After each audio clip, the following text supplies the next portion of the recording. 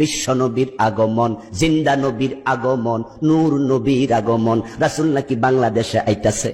সে টিটকারি করে মস্কারি করে বারবার বলছে নবী আসবে বাংলাদেশে, নাকি তাদের নবী আসবে। আরে বাবা, নবী তো বাংলাদেশে নয়।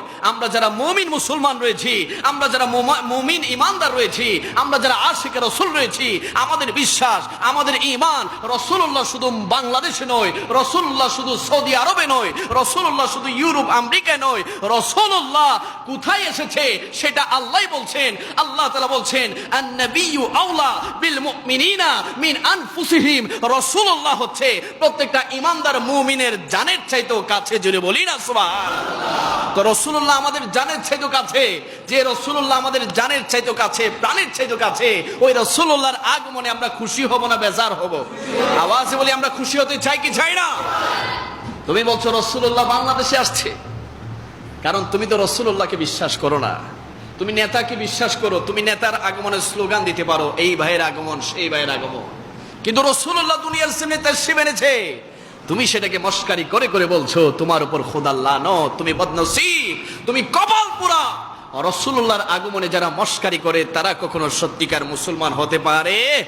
মনে রাখবেন, আমার নবীর আগমনে আসমান খুশি হয়েছে, জমিন খুশি হয়েছে, বৃক্ষলতা বনলতা পশু পাখি আল্লাহ তাআলা যত সৃষ্টি রয়েছে, 18,000 মাখলুকাত, 80,000 আলম, সকল কিছু খুশি হয়েছে। একমাত্র বেজার হয়েছিল ইবলিস শয়তান। এই যুগে যারা রাসূলুল্লাহর আগমনকে কেন্দ্র করে যারা বেয়াদবি করে, রাসূলুল্লাহর সম্মানে বেয়াদবি করে, আমরা ধরে নিব তোমরাই হচ্ছো এই যুগের ইবলিস আর শয়তান। চিল্লা বল ঠিক কিনা? আমার নবী দুজানে বাদশা নবী এসেছেন বিদায় দুনিয়াতে মানবতা এসেছে। আমার নবী দুজানে বাদশা নবী এসেছে বিদায় দুনিয়া থেকে বৈষম্য দূর হয়েছে। আমার নবী দুজানে বাদশা নবী এসেছেন বিদায় পুরুষের অধিকার প্রতিষ্ঠিত হয়েছে, নারীর অধিকার প্রতিষ্ঠিত হয়েছে, মায়ের অধিকার প্রতিষ্ঠিত হয়েছে, বাবার অধিকার প্রতিষ্ঠিত হয়েছে, শিশুদের অধিকার প্রতিষ্ঠিত হয়েছে। আমার নবী দুনিয়ার জমিনে এসেছেন বিদায় ইনসাফ কায়েম হয়েছে।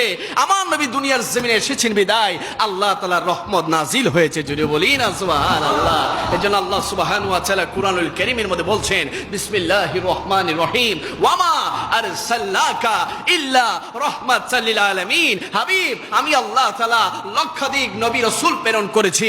আমি আল্লাহ কোন নবী রাসূলের শানে এই ধরনের আয়াত দেই নাই, একমাত্র আপনি নবীর শানে আমি এই আয়াত দিয়েছি।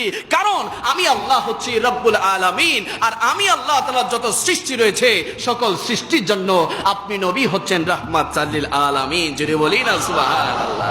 তো আমার নবীর শান কম না বেশি? আওয়াজে বলি কম না বেশি?